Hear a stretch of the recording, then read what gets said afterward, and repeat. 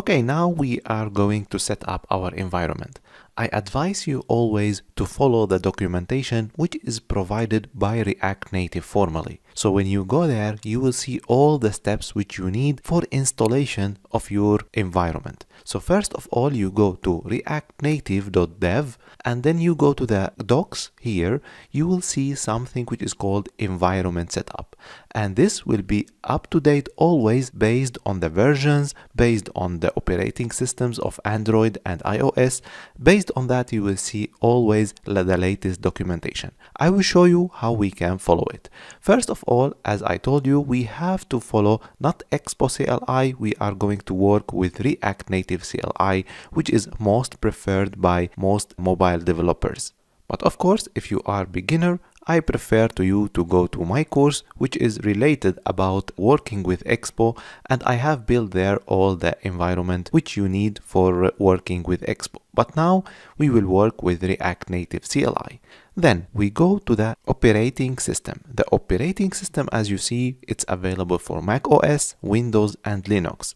I will work here with Mac OS. Of course, you can follow Windows as well. All of them are the same, but with small differences like setting up the paths which we want for running our commands. But as I told you, it's always better to follow the documentation for the versions. And as well, you need to target also the operating system which you are going to deploy for. Of course, we are going to work with Android and iOS in the same time, and both of them has a different installation. I will start now with Android. So first of all, we will go to the Mac OS, then we go to the target Android, and then we install the dependencies like we have here a Node, and we need to install other stuff which I am going to explain it by detail.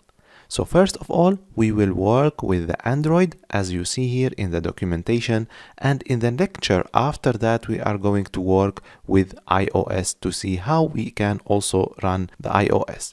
Unfortunately, like on Windows, when you want to work on Windows and you have iOS, you cannot support deployment or development of iOS application.